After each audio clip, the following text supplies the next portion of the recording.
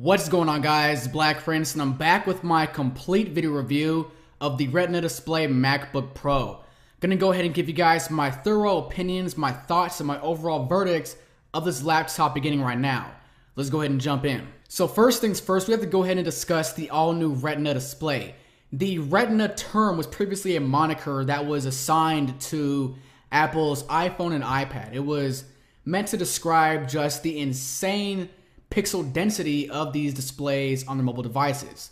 But now we have a Retina level display on a 15-inch laptop, which is kind of crazy to think about. It has a resolution of 2880 by 1800. That is higher than my 27-inch iMac. Just crazy. This new resolution just makes the display incredible to look at, and it almost changes the entire computing experience. It just really draws you in, and honestly, this may be the best display I've seen in my entire life. Whether we're talking about a television here, a tablet, a smartphone, or a computer monitor, this may hands down be the best display I've seen in my entire life. Now, the display is IPS, which Apple is known to use. You're going to get very sharp graphics, very wide viewing angles, and very realistic colors. And compared to Apple's older generation MacBook Pro laptops, you're going to get significantly decreased glare, which is great because this is a glossy display, of course, and you're going to get significantly improved color saturation. I honestly have zero complaints against this new Retina display, other than it making every other display in comparison just look poor. So now my 27-inch iMac, a display that I once thought was the cream of the crop, like as good as it can get, is now pixelated and fuzzy. So this new Retina display in the MacBook Pro will really change the way you view displays in general, and I'm glad that we're finally making the push into this ultra high definition era of computing. So right now, not all content is optimized for this display quite yet, so some apps like Twitter do look kind of fuzzy, but as far as web content goes, at least from what I've seen, it looks all pretty good in my opinion. The next aspect of the Retina MacBook Pro that'll almost immediately grab your attention is the all-new super thin chassis. Compared to the older generation 15-inch MacBook Pros, those were about 0.95 inches thick, pretty much just an inch thick, and about 5.5 pounds. This new Retina MacBook Pro is a full pound lighter at 4.46 pounds and is only 0.71 inches thick. That is extremely thin for a laptop with a resolution of 2080 by 1800. It's really something to behold. Now, as far as the overall form factor, the build quality, and the materials used, this is what you typically expect out of an Apple computer. It's unibody aluminum, so it's gorgeous, it's premium, and it has a nice heft to it, but it's not too heavy. And it has the overall exact same layout and structure as the older MacBook Pros do. So it has the exact same size trackpad, the speakers on the side of the keyboard, the exact same layout of the keyboard, and overall it just looks like a thinner, more badass MacBook Pro laptop.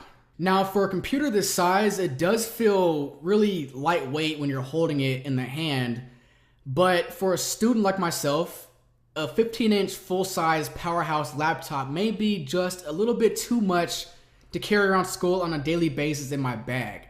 This is a 4.5-pound laptop with a 15.4-inch display, as I've mentioned previously, and I've carried it around school for a few days now, and I have noticed that it does put a pretty noticeable strain on my shoulder when I have my bag on. So this is really a heads up for all my people out there who are out all day long, require a powerful computer with them that can handle all their daily needs and tasks.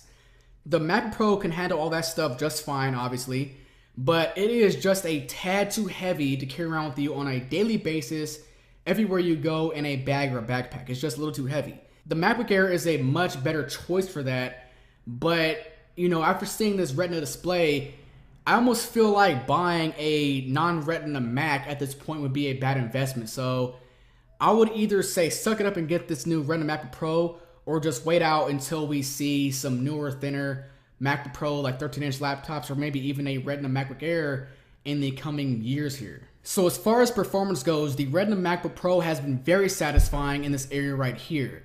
As far as handling all of my daily needs and tasks, such as editing 1080p video in Final Cut Pro 10, watching movies or full-screen YouTube videos, editing in Photoshop, for example, web browsing, music and stuff. It's handled all that and more without even hesitating or blinking at me. It's been, very smooth, consistent, and just a very well-performing machine, even at the just insane resolution of 2080 by 1800, I have just been very satisfied with it. Now, as far as gaming goes, that is not in my daily portfolio of tasks that I need to accomplish on my computer. I just don't game on a daily basis. But I did play a few games for you guys to give you guys a good look at the performance of this machine while playing games such as Borderlands, Rage, and BioShock 2. And I will say that even playing the games at the max resolution available, which is sometimes 2080 by 1800, this laptop can handle that just fine, and it is a very playable game. But when you turn on some stuff like real-time rendering shadows, for example, that will put a huge amount of strain on the GPU and the CPU, and you will hear the fans kick in and it will lag pretty considerably. So as long as you don't go full throttle on this thing, you know, full resolution and full settings everywhere, anti-aliasing and stuff like that, then you will have a enjoyable gaming experience on a Mac laptop, which is pretty unheard of. But if you're the kind of gamer who plays Crysis 2 at max settings, then you may not enjoy the Retina MacBook Pro as a dedicated gaming device. So as far as the battery life is concerned, it's pretty much on par with any other 15-inch powerhouse laptop on the market right now, which means, first off, that it's not going to win any awards, and it's not going to last a 24-hour stretch of hardcore, intensive, continuous usage with stuff like Final Cut Pro 10 video editing, photoshopping, and, you know, gaming and stuff like that. But it's pretty much a given right now. That's just not going to happen. But if you're primarily doing light to medium level stuff on your computer, like let's say Facebooking, an occasional YouTube video here and there, and some light web browsing, then you may in fact make it through a 24-hour stretch on a single charge pretty easily. Now, the last point I want to cover here is the fan noise. When Apple first unveiled this laptop at WWDC a few weeks back, they talked a lot about their new proprietary fan design and how it is almost imperceptible, you know, during any kind of normal usage. And I will say that their claims are pretty much spot on. During any kind of normal usage, whether it's Facebooking, full screen 1080p YouTube videos, or a movie on your hard drive, you know, playing music through iTunes, web browsing, whatever, you're not going to hear the fans at all. The fans are dead freaking silent. Even after hours of light usage, the fans don't kick in whatsoever. Only when you're doing really intensive stuff like gaming or exporting a video in Final Cut Pro 10 will you hear the fans kick in even the slightest. But even then, it's so quiet that it sounds like background noise coming from outside somewhere, and you almost don't even hear it. So if you're someone who really hates when the fans kick in full blast on your laptop, then you will really enjoy the almost inaudible fan noise of the Retina Display MacBook Pro. So that about concludes my entire video review of Apple's quote-unquote next generation MacBook Pro with Retina Display. So what is my final verdict? Well, I am a huge freaking fan of the Retina Display first and foremost. I mean, 2080 by 1800 is just a blessing. It is freaking gorgeous, and it changes the way you view computer content in general. It's just an amazing display. And it makes even my 27-inch iMac look very average in comparison. So it really says a lot about the overall quality of this display on this new MacBook Pro here. The form factor is just crazy. It's ridiculously thin and it's gorgeous at the same time. It has Apple's traditional design elements with the unibody aluminum construction, and it is just a typical Apple computer masterpiece. It's just a gorgeous piece of machinery. You can't deny that. Battery life has been so-so. I'm not really impressed by it, but I'm not terribly disappointed by it either. And it charges fast as hell. And performance has just been phenomenal. I mean, even with the insane resolution of 2080 by 1800, it powers all that and more without even hesitating, and it is just a beast as far as performance is concerned. So would I recommend the Retina Display MacBook Pro?